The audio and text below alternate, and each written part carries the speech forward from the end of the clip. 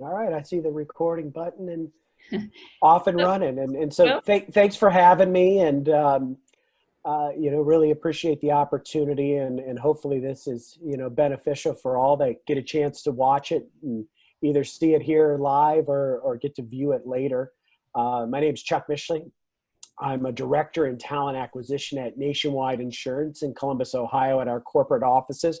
Currently working from home right now. We are potentially slated to go back to the offices in January, but we'll see. I know we've seen some cases spiking in the Ohio area, and so I wouldn't be surprised if that gets pushed back. And the company's in a place where we want to make sure that everything's safe and it's the right move before people come back. But been working from home for a good deal of the year, and we found that it's worked just fine.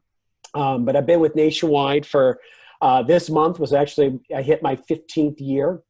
So hopefully that's a testament to the organization. We've got a lot of individuals at Nationwide that have a lot of tenure. I can't remember what the average is off the top of my head, but, it's a pretty high number. If you probably decked us up against other large organizations, I think the staying power at our organization would be up there with some of the best. And, it's a reason why, when Fortune releases their Fortune 100 best companies to work for, we've been consistently on that list for the last 6 years. And the same for the Fortune 100 companies to work for from a diversity perspective. We've been on that list as well. So some things that we're really proud of, and a lot of it just is, it's based on that culture. But within the talent acquisition area, I've got responsibility for quite a few areas of our recruiting. A lot of it is in our corporate function. So, our corporate offices for finance, our HR offices, our marketing offices. I've had responsibility for our legal in the past. I'm also our lead for our financial services company, which I'll go a little bit more into that. Most people don't really know about that piece of our organization, and it is big business for us. Also support one of our bigger divisions that's called Corporate Development and Strategy, which has a lot of unique and different departments and companies that sit within it. And it's another one I'll talk about as well. But Nationwide's been around for a long time, since 1926. So we're coming up on our centennial. So we know we've got some big celebrations that'll be coming up here in 6 years. But, from an overview standpoint, Nationwide, we sit in the Fortune 100 list. And, to give you perspective on kind of the volume we do about 50 billion in sales a year across our different divisions. We've got assets that are over 253 billion.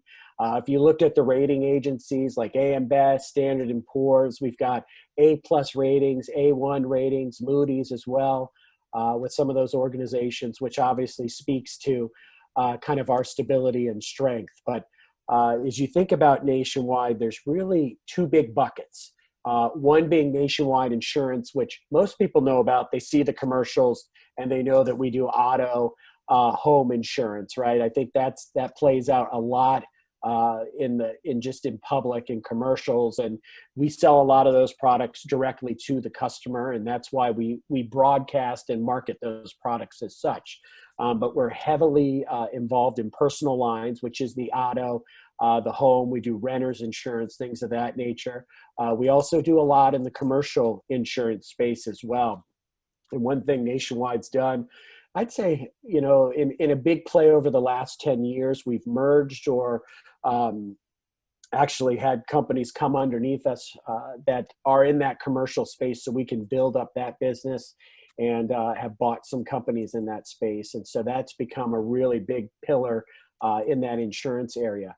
From an agricultural standpoint, we're the number one insurance provider in that space. So farms and ranches, we're a massive insurer in that space. If you think about the farms out in California, the wineries and things of that nature, those are the type of places that, really impact Nationwide and are areas where we've got to come to people's aid, when they deal with some of those fires that they do out west. We're also in the excess and surplus business, which is a rabbit hole to go down, but it's essentially insurance that essentially gets denied by major players. And it's usually something that's not normally insured. And once it gets rejected by, Allstate, Progressive, whoever it might be, it hits a different market of brokerage and different businesses will support it. So maybe, for example, maybe like a convention or a concert or something, a lot of those things that, one-time events fall into that excess and surplus. But also on the insurance side, we do the toys, boats, motorcycles, snowmobiles. We insure a lot. We even have a private, nationwide private, which is kind of our affluent business. So, the big mansions and some of those really high ticket items, we also insure those as well. On the other side of it, we have a company that's called Nationwide Financial Services. And this one, they're a little bit less known, but to give you perspective, if they were a standalone company, they'd be like a Fortune 125. We're heavily involved in retirement plans, annuities, mutual funds, life insurance. And a big reason a lot of people don't know about that organization is because of how we distribute our products, which a lot of them go through banks, wirehouses, broker-dealers, financial advisors who sell our products to their customer. So, if you think about Chase Bank, for example, most people know that bank. If you were to go into one of their branches or connect with a personal banker there about maybe some retirement planning you might want to do, they might suggest to you products that are nationwide. Maybe it's a 401k of some sort or some other retirement vehicle that, might fit whatever their needs might be. So we have wholesalers who then work with the end user who sells our product on what our offerings are, or even helping them try to find the right product for their customer. Within the retirement space, you heard me mention 401k. We're one of the top providers of 401k plans of small businesses. We're the number one provider of the 457 plan, which is a state, local, county pension plan. We do all the administration on it. So, some of our bigger customers in that space are like the state of New York, which is like a $34 billion pension plan. We have a large one out in the state of California that's like $20 billion. State of Kentucky is a customer, things of that nature. Cities, it's like the city of Seattle, Baltimore are customers within that space. From an annuity standpoint, I think we rank like number 3 in the nation with that product. And then we also do a lot in the life space, term, variety of different products. Also, another one that we're very big in is called corporate-owned life insurance. I think we're the number 2 or 3 provider in that space. I haven't seen updated numbers, but a major player there as well. So that's big business for us. It's one that hasn't taken as big of a hit either this year during COVID. We're not hitting our sales like where we'd like them to be, but we're close. And we're doing things that we did last year, which is pretty good considering all the uncertainties and the up and down markets and things of that nature. But the nice thing about that is we've got these 2 big buckets, and as the markets swing up and down, we've seen it where when one's down, one's been up, and vice versa, and they support each other almost in a sense. So back in 2008, 2009. When we hit the financial crisis, we were one of the few large companies that didn't take any TARP money from the government. And we were one of the few that next year that still did merit increases for our associates. And there was even a level of year-end bonus for people as well. So a lot of that is that how we manage our business, how we manage our capital, which goes all the way into our investment portfolio and a lot of different things. So under the surface, there's a lot of activity as it relates to the insurance business and the financial services business inside and how we operate all that. The other big bucket, aside from those 2, that's not as big but critical to our future, is called our corporate development and strategy group, which has really a variety, almost a mismatch of just different businesses, one being our pet insurance company. Nationwide's the number 1 pet insurer in the country, which that business this year, booming. They've had, I think, it might be 4 or 5 straight months of their best months ever. And when COVID hit, people hit the shelters and started adopting animals, dogs, cats, even exotic animals. And when they go in and do that, there's an opportunity, obviously, to get insurance for your pets. And we've seen that business really boom up. We've got some different brokerage solutions that are in there as well for distribution of our products. A specialty insurance company that does different employee benefits, things like travel insurance, things of that nature. And then one of our cooler kind of organizations in there is our innovation and digital organization, which is probably about 3 years old right now. And they are essentially an innovation incubator where we have different pods of groups of people that are in this innovation group that are essentially creating products from scratch to finish and launching them. And so with them being in about their third year, they've actually just started launching some of those products that may have to do or not have to do with the insurance and financial services business. So it's really, when we call it innovation, it is innovative and it's putting us into different markets we may not have been in, but we see them as future and needs for our customers as we do different research and try to find out, hey, what's best for them and how else can we benefit and provide them with extraordinary care. Within that group as well as we have strategy division. And so we have strategy leads that align to all the different businesses to help them work on their strategies and their go forward as well. And then behind all of that are our corporate functions, the finance, legal, technology, marketing, and HR that support all of those businesses where a lot of opportunities sit as well.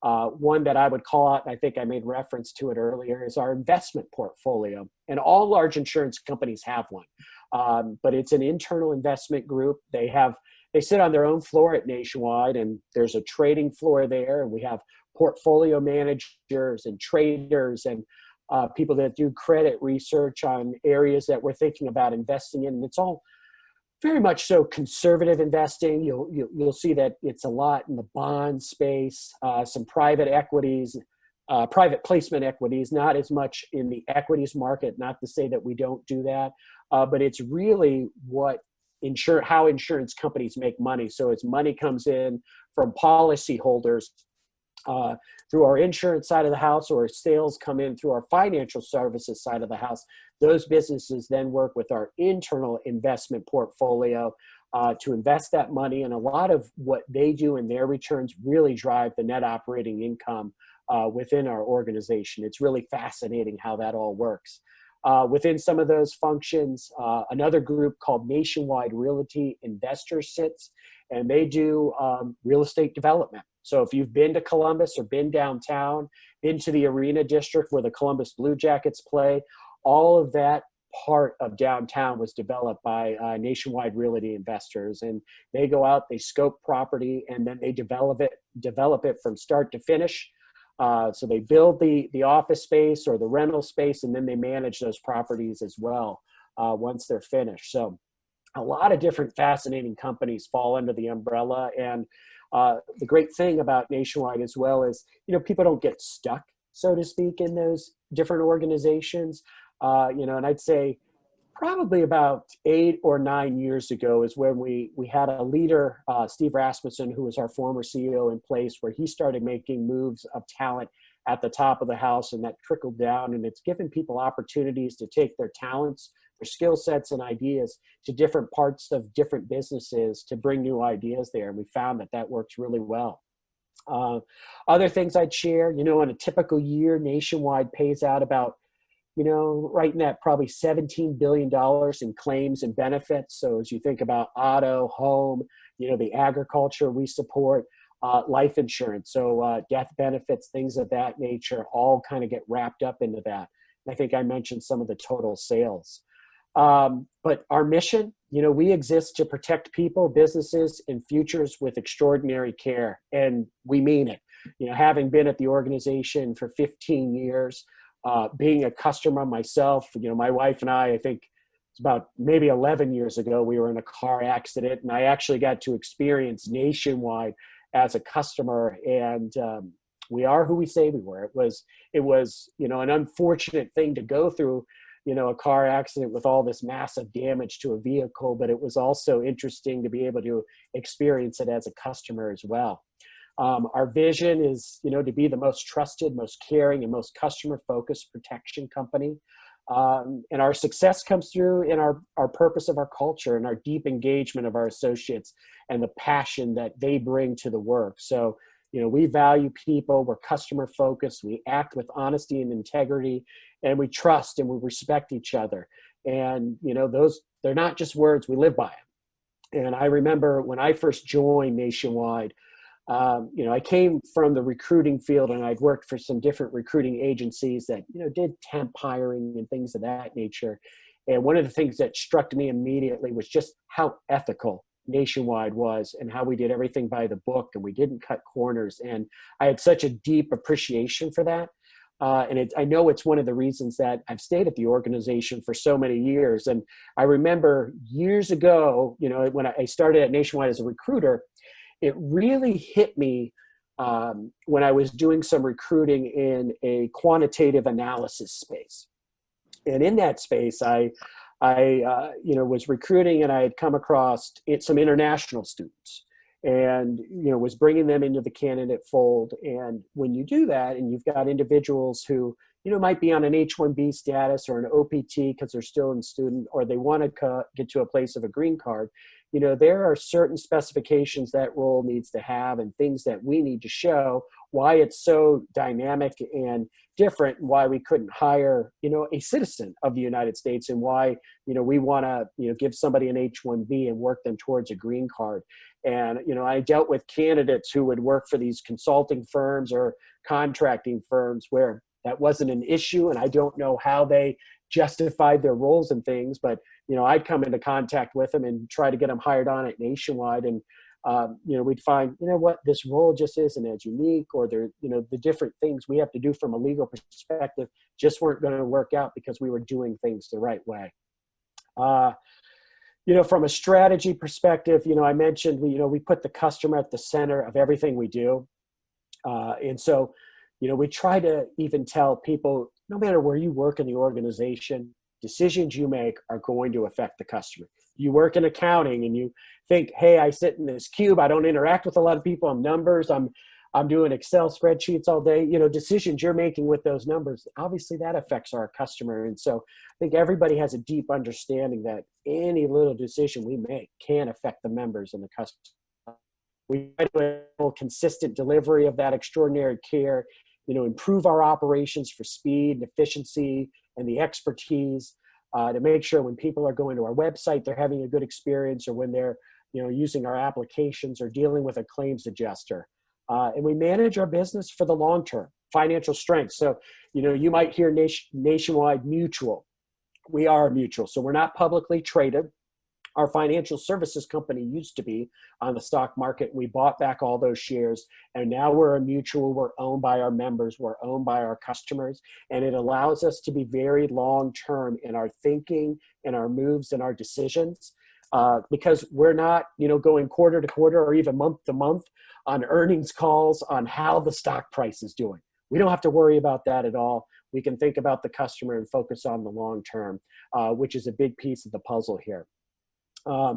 At Nationwide, things that we look for when we're looking for interns or people from a full-time perspective, we do look at, what experience do people have? Even if you are a college student, where have you worked? Have you worked in a customer service type role? What kind of projects have you completed, during your college career and within your classroom as well? Do you have an entrepreneurial activity? Students who come to us that say, maybe started a lawn care business in the summer while they weren't in school. That kind of stuff impresses us because we love that type of thinking. It works well, obviously, like in an innovation department, and works well with our culture. We look at community activity. So one of the things that I think really attached me to it is when I was in college, I was part of a fraternity, but it was a volunteer community service type fraternity. And so those were the only kind of events that we partook in. And Nationwide is knee deep in the community. We're heavy partners with the United Way in the Columbus market, the Mid-Ohio Food Bank, Life Care Alliance. So when we see that on a resume, people who do volunteer work, if it's, with your church or with some sort of nonprofit, that speaks to us, because that's what we do. From a United Way perspective, gosh, on a consistent year, our company matches everything our associates put in, and that ends up being a 17 million donation to them almost yearly.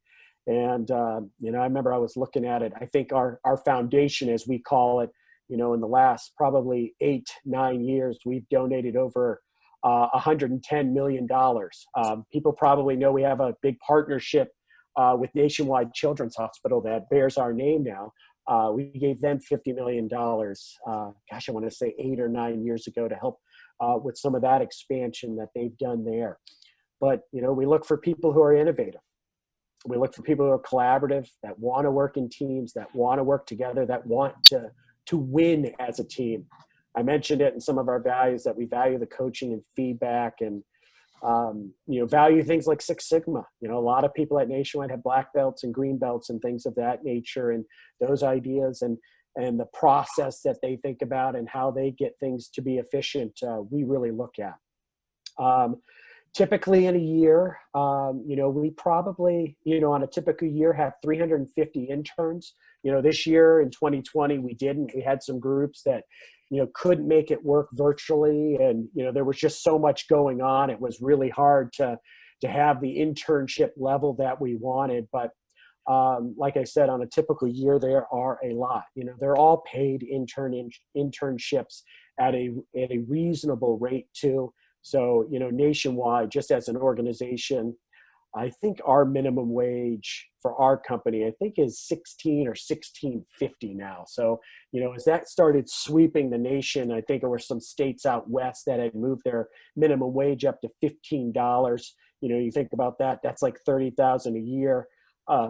That's what somebody needs to live on. And so we keep moving that up. And so even somebody that, works in our mailroom makes at least like 16 or 17 bucks an hour. And I feel, pay our interns very fairly as well.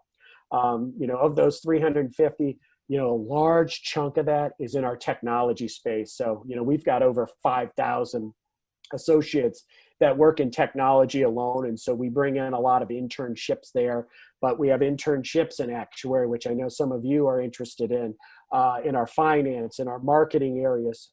We even have them in legal, in our HR areas. So really across the board. And if it's in the summer, there's a formal program that happens. And they do all sorts of activity for our interns. They get exposure to our executive level individuals and get to have meetings with them. We do a community service day with them as well. I think we have like an etiquette class with them on certain things, and personal brand and things of that nature that really play well. So it's a fun activity. And really with our internships, the goal of those is to hire individuals full time. And so when we go to our businesses and our functions, and we're talking to them about, is there a need for interns? Do you want an intern? And if so, our next question to them is, would you plan to hire that individual once the internship's over? Make them an anticipatory offer for them to start after their senior year. Now, that's not to say we don't have interns that might be between sophomore and junior year. We most certainly do, and we might bring those people back to come back between their junior and senior year. Same with the MBA level. Those individuals will bring on between their first and second year of their MBA program. And same thing, the idea is to make an offer at the end of that for somebody to start in that following year. And I remember I ran our university relations department years ago, and we probably were only 150 interns in the summer and probably making 20, maybe 25 full-time offers at that time. And that's since changed, and now we're in the hundreds. I don't know if we've hit that 200 marker yet, because sometimes, it might not work, or, changes in the business, and it's like, well, it's just not practical for us to be able to make a future hire at this time, but let's look at things again in the spring. But it's definitely the goal of that program. Those internships get posted. I know our university team uses the handshake tool a lot. Mm-hmm. They post them to specific schools where partnerships exist, and then we'll see those on our website as well. They'll promote them on social media. On our website, there is a micro site within the site to go to for internships as well, to learn more, to connect with those recruiters. We've got, I want to say about a 7-8 person university recruiting team that do the internships, and they also do some full-time for some of the entry points into the organization. But, as far as Nationwide as a whole, opportunities from a professional level after you've graduated, after you've maybe even started your career and you're looking down the road. I mean, we're a large organization. I mean, we hire what feels like almost anything and everything. And when I say that, I mean, you think about our buildings. We have people who run our buildings, the maintenance, the care of that, the security. We have a health and wellness center. So we have physical therapists on site. We have nurses on site. We have doctors that work for us that are attached to the life insurance business, and they're also attached to our HR business on some of the different background checks and things that we do, and our health and wellness group. So there are all sorts of opportunities, if it's claims, if it's technology, for individuals that come into the Nationwide family. And I know as I've shared that over the years, with students, and we were talking about it. Well, some of you will be seeing this recording later, but before we got on here, we were talking about it before we started this and got on about some of those different things as well. But there's a lot of different things we do and a lot of different opportunities. But for those that are here, I'd be happy to take any questions. I'd also, maybe I'd throw this out here, Angie. I could do a quick kind of run through of kind of some, from what I see as do's and don'ts from a resume perspective, an interview perspective, just some tips and tricks. I can make that part of this presentation as well. I'm seeing some heads nod, yes. So maybe I'll make that next here. Okay. I do want to mention real quick, though, currently I see that Nationwide has a technology summer internship posted on their Handshake. So for any IT related students who might be watching this later, we'll be communicating that, but we'll watch for other opportunities as well. But besides Handshake, Chuck, is there a site that they should look at for careers at Nationwide? There is. There's a microsite. If you go to nationwide.com/careers, there'll be a link to internships with an overview of it. And I believe there's a connection point as well to connect with that team. Okay. Yeah, absolutely. Yeah, the technology space has taken leaps and bounds over the last couple of years. We had a new chief technology officer come in who came from GE. His name is Mike Fowler. Mike Fowler.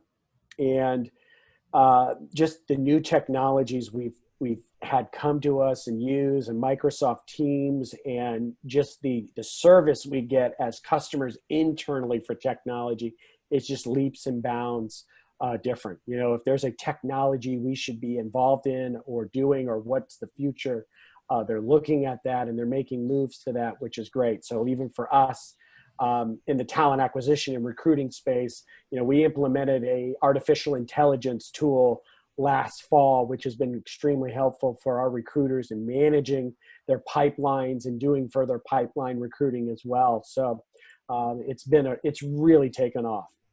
But as far as, giving just some tips and tricks from a resume interview perspective, I think the first thing I'd say is, as a college student, you should have a chronological resume. And there's really two big buckets for resume. One is a chronological, one is a functional resume. A functional resume works better for somebody who's had a longer career that might want to highlight, different pieces of their career at the front of the resume, where, coming out of college, you're probably going to be a one-page resume, and it's good to just, start with your college education at the top. You'll probably have that at the top for the first 3, maybe 5 years of your career before you drop it to the bottom.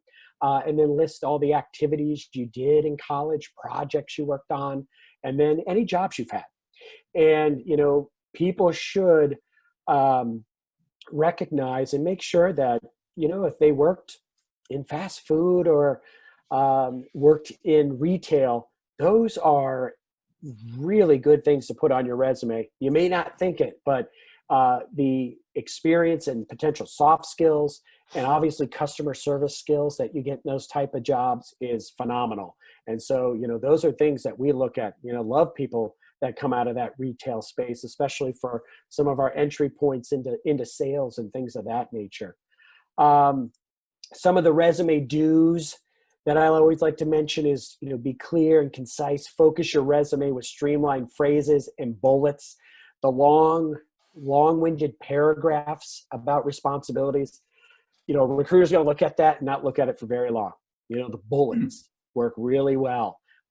Recruiters, when they look at a resume, for example, they might post a job and, 50 people might apply really quickly within a week, and they got to look through 50 resumes.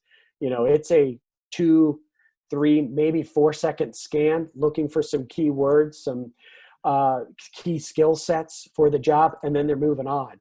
And so the bullet streamlined phrases works really well. Make sure it's well organized, attractive to the eye. Tweak your resume to target each position you're applying for. And so what I mean there is, a lot of times a job description can help you write your resume, because somebody will look at a job description and go, I've got this, I've done this, that, and this. I'm qualified for this job.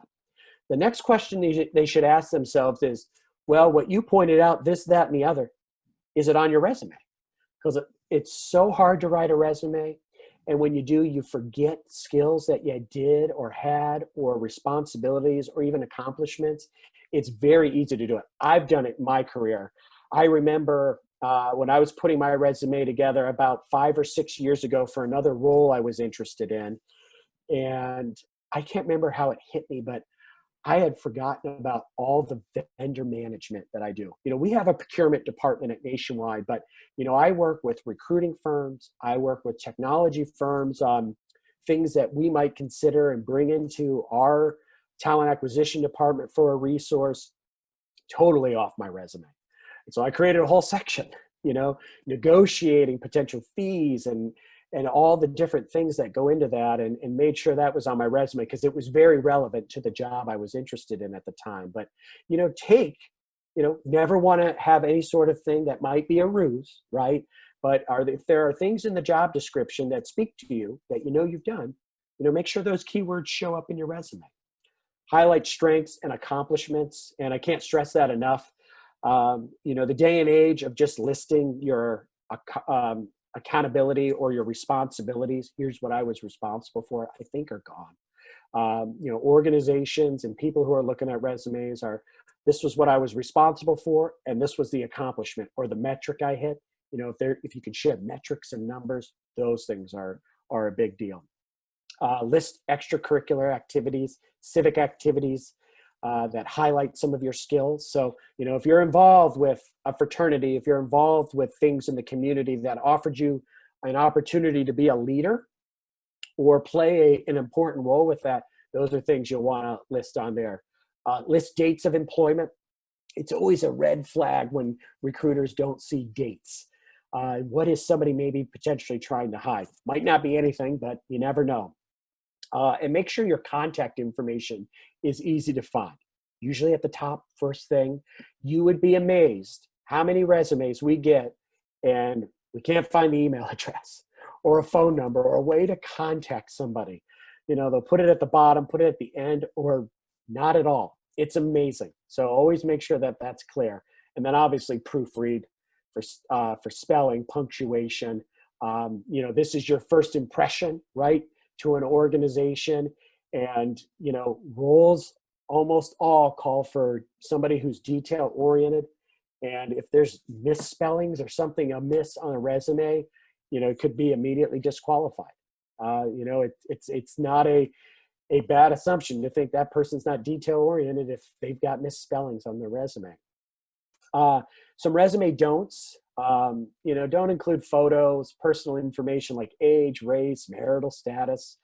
We don't see that a lot, but we do see it sometimes. If we ever get resumes from like Europe, they always have their picture on there and a lot of personal information, which is interesting.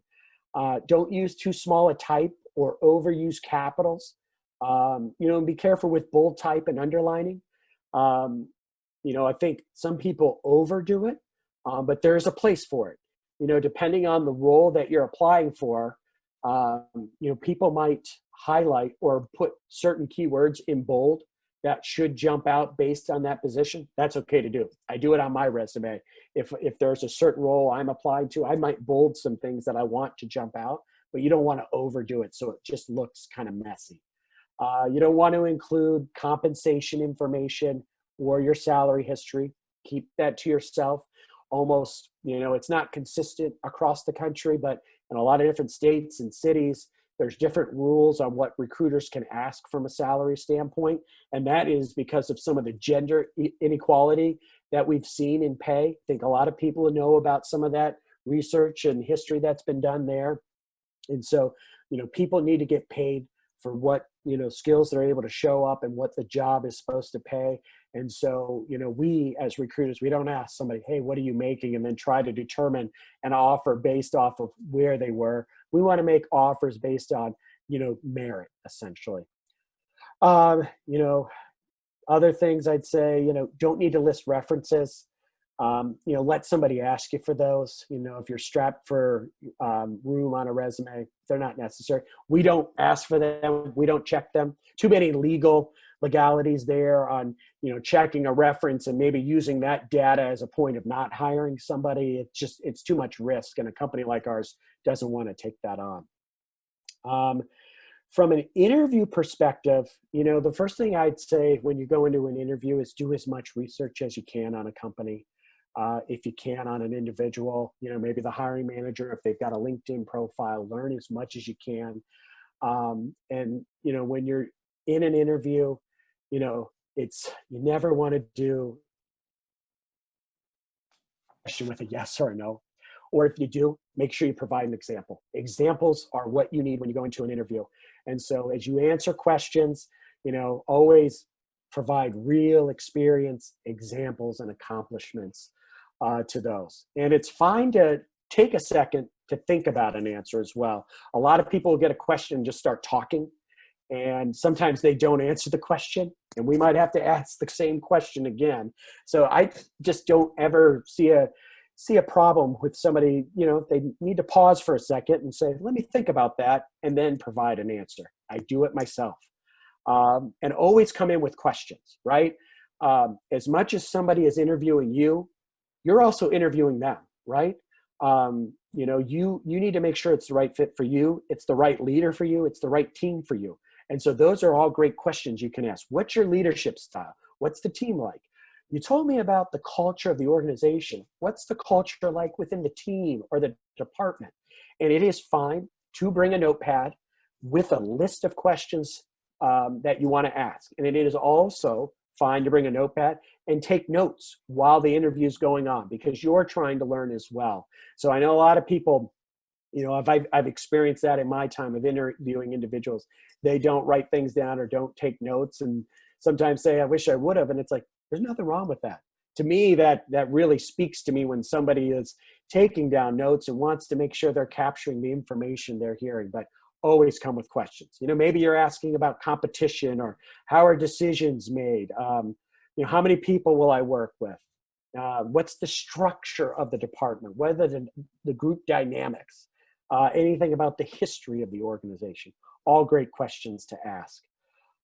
It's always important, you don't want to be soft-spoken, have a forceful voice that projects confidence, not overly, but you want to have that confidence level. I think I mentioned, I have in my notes here, no, don't use the yes or the no, make sure you're giving examples, make sure, you leave with a clear understanding of expectations on next steps in the process, who's going to contact who, where it goes from there. Personal notes afterwards, a thank you is fine.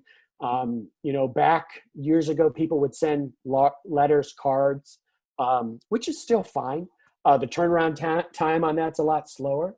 And emails are perfectly fine. Nothing wrong with asking for somebody's email address so you can send them a thank you. And you always want to close by selling yourself. And the sell at the end, you know, and making sure that it's an opportunity to make sure you get information out that may not have come out in the interview. And I always stress this one because I experienced this 12, I want to say about 12 years ago. It was a long time ago. I was still pretty junior at Nationwide, and I'd interviewed for a higher level role within talent acquisition.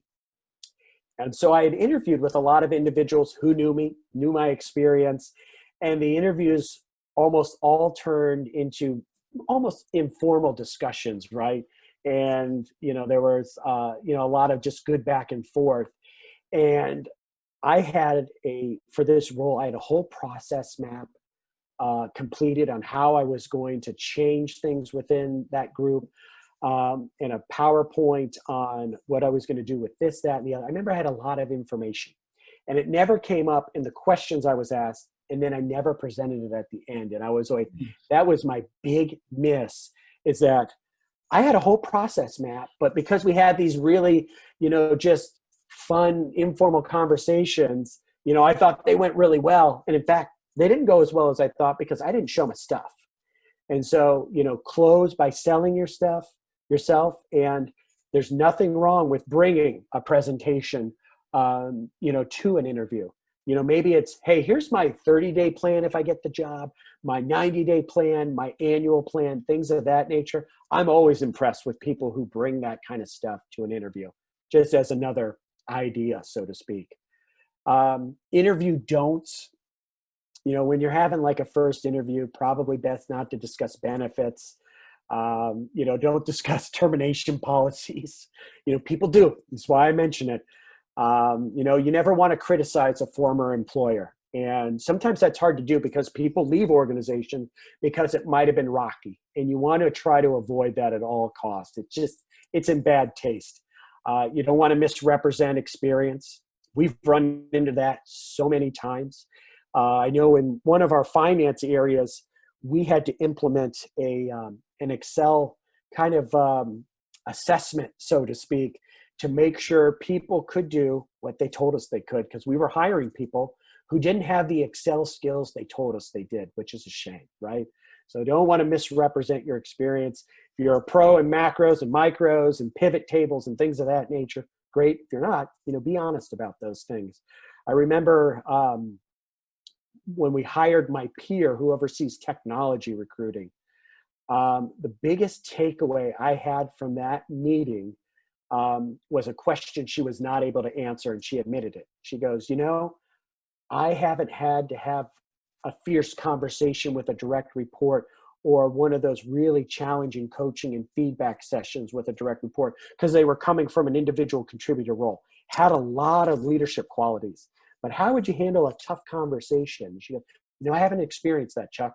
I would probably lean on you and who my boss was at the time that was sitting there for something like that. And I was like, man, I'm so glad that person didn't try to talk her way through that and just admit it. I don't have that experience. For whatever reason, that was one of the biggest takeaways and one of the things I really appreciated because she was very authentic.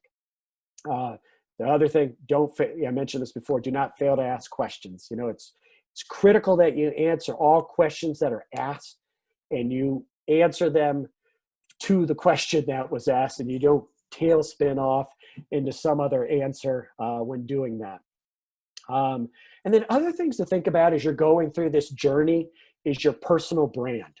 And so I'm going to go through a list that I think is just so critical and different things that you always need to be aware of as you're contacting, reaching out, or just in your daily life. You know, the first thing I'd mention is be careful with your social media. You know, recruiters aren't out there looking at somebody's Facebook page.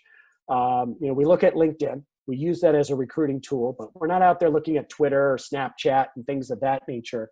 But, you know, people put things out there and then people talk and word spreads and things of that nature. So I tell people, be careful with social media. But, you know, as you think about your brand and who you are and how you want to be represented, Every email message you send, speaks to your brand. Every voicemail message you leave, your voicemail message on your phone, and what's the message you have there? Does that speak to the personal brand you are? Hey, it's me, leave a message. Or is it something a little bit more formal that really speaks to your professionalism? If you've got email, and use an email signature. I mentioned all social media profiles. If you're in that email, deliverables you submit, projects you work on, those speak to your brand. Reports, analysis that you might do, any presentation you make, that speaks to your brand. Probably not for the students yet, but down the road, your business card and those that you might have in the future, and handing those out. The manner of which you greet a stranger or anyone else, speaks to your brand. Every conversation you have and how that plays out speaks to brand. Be on your game, when you need to be. The role you play in the community, professional organizations you're attached to, and the degree of kindness and compassion in how you communicate, that really speaks to others and is a really important piece of people's brand. But just some tips, tricks, some things to think about. There's so many just different touch points on that journey, and it's good to be thinking about them, when you do engage with recruiters or different companies. Like when we're at when it wasn't all virtual and we're at a recruiting fair and people come up to our booth, those first impressions are important. And the one that always sticks out to me was one of the goofiest ones. I remember I was working for a healthcare company, and I was in Michigan at the time. And I think we were at Central Michigan recruiting. And this student walked up and started doing a dance, or it was some kind of attention grab, but it was a little too goofy. And the organization that we worked for was very professional because it was in healthcare and it dealt with people's lives. That it didn't hit us the right way, where there are other organizations that are more upbeat and fun and goofy, and maybe that works, but it was just like, no, this isn't going to be a culture fit type deal. But those were some things I wanted to share that came to mind. Happy to take any questions that anyone has. Well, I had a quick question. So if we talk about internship, how long does it usually take for example, summer internship? They're either 8 or 10 weeks.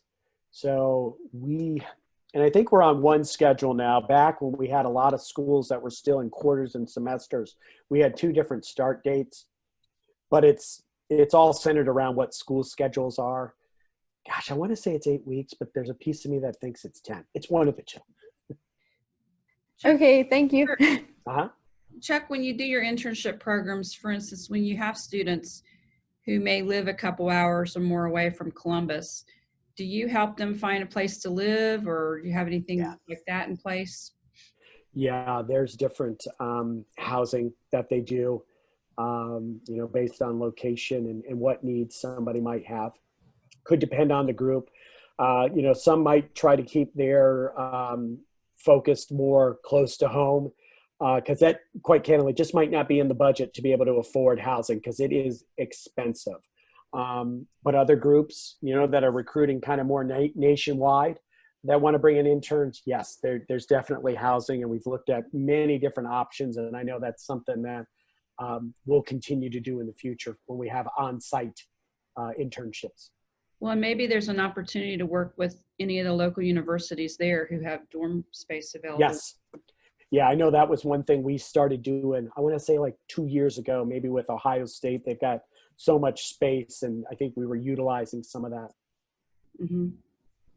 And speaking about 2020, because of COVID and everything, are the internships for this summer going to be mostly online or in person? We don't know yet for 2021. That's still kind of up in the air, so to speak. In a typical season, when we get close to December, a lot of the internships are already filled. That is a big fall push. where, you know, our university team goes into January and there's probably only a few here or there as it relates to internships that might not have been filled. I don't think that'll be the case this cycle. You know, I think we'll go into 2021 and people will still be deciding if they're going to have internships or not. And so I think it's going to be a whole school year that we're going to be looking for talent. And then how it will work in 2021 is it's a tough guess right now. You know, I would hope we're back in the office now, but you know, if we have to go virtual, we've done it. It seemed to be really successful. People who did the virtual internships, we'd ship them a computer. You know, there was a lot of great feedback from it. So, you know, if that's the way we have to do it again, we'll make it work. But, you know, hard to say right now.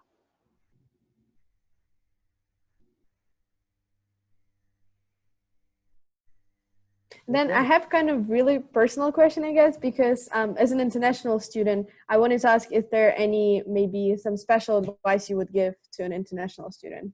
Sure. You know, I always recommend be upfront about that and your status, because you never want to get too far down the path and it's like, oh, yeah, you know, we can't go down this path. And, you know, there's a lot of situations where, you know, we'll talk to individuals and we're like, well, you know, I want to say OPT and like, hey, I'll be available for 2 or 3 years. And it's like, yes, but we're thinking long-term.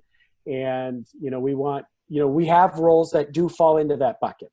You know, we consider international students in actuary. We consider international students in our data science space and data analytics where we're doing a lot of hiring. It makes sense. We can, you know, do all the legal things that we need to do to bring that talent aboard. And same, you know, not as much as technology as in the past. We'll see. It looks like we're moving to a new administration, you know, from the president's office. And so we could, you know, obviously see changes there. Obviously, we saw massive change over the current administration's office, and it has been really challenging and difficult to work with. And so maybe that lightens up a little bit if things go the way they are looking, but, you know, hard to say right now. But I always say be upfront. Most recruiters will ask that. And then, you know, if I'm like at a conference, you know, we're asking that question. And then when somebody lets us know that, it's like, okay, well, good. Now that we know this, let's talk about the opportunities where it's practical for us to move forward with you. You know, we've got some programs we know we can't and others that we know we can. Great question. Thank you so much. Yeah. Very good. Well, I had a question if there's time. yeah.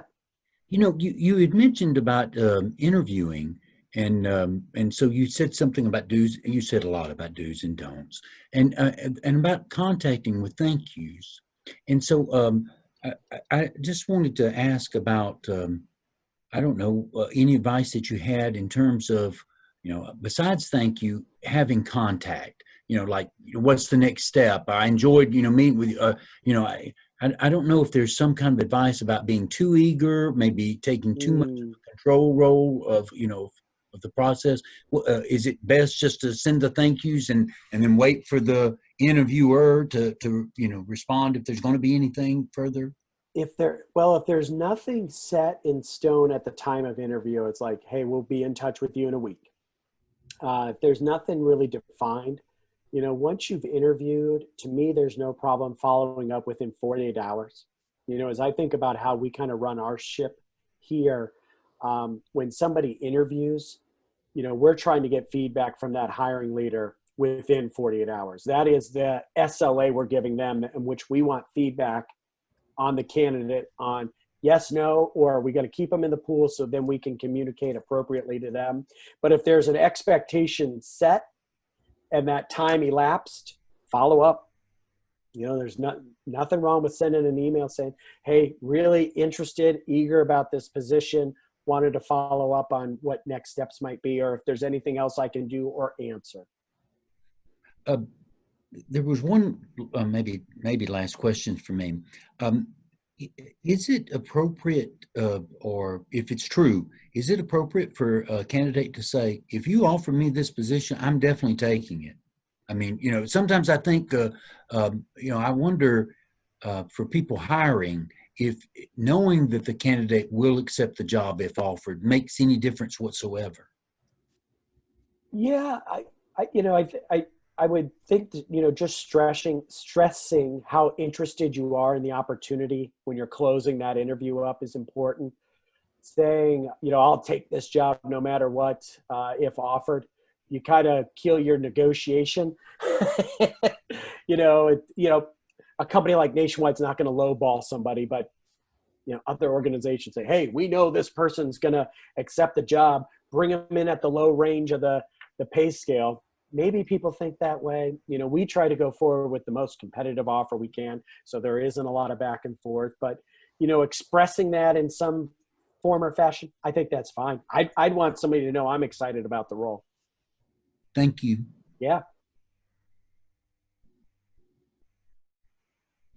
All right. Any other questions? Well, Chuck, we want to thank you for the great advice and for telling us about Nationwide and how to find job opportunities, internship opportunities there. A lot of great advice. I personally found it interesting that you don't want references. That's a new one for me. Okay.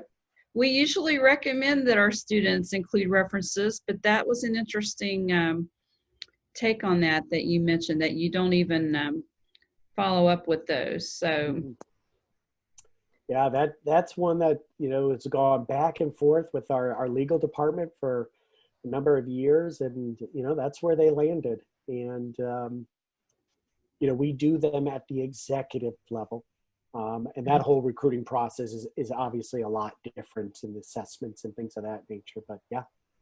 Well, and I have heard about people not getting jobs solely based on what one of their references said. Of course, we encourage people to use references that they know will give them good. Right. And it was that, because we used to do them, and it was like, and it got to a point where it's like, every single one I call, because they picked their references, right, is just speaking so highly of them. Who's going to put a bad reference on their resume? I mean, it's right. a good point. It was very rare that, you'd hear anything negative at all. And it's like, how can we be more efficient? And we started moving away from them because of that. We'd still do them where there was a request. And when we were still allowed to do them, we'd ask a hiring manager, it's like, what are you trying to get out of it? What do you want us to ask that reference? What piece is missing that could really add value? Because they're just going to say they're great. Mm-hmm. That's a good point. Nobody's going to pick someone who didn't like them for their resume, for their reference. Okay. Well, Ashley, did you have any questions? Are you still with us? Sorry, I was muted. Yeah. No, I just kind of started and I just wanted to listen in. Okay. Well, thanks for joining.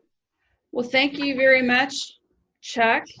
And we very much appreciate all the great advice, and we'll be putting this this recording out for other students to watch. Obviously, it's not just actuary students, but a number of the others, as you mentioned. I mean, physical therapists, even information technology students, and so forth. So, thank you so much. Yeah, very good.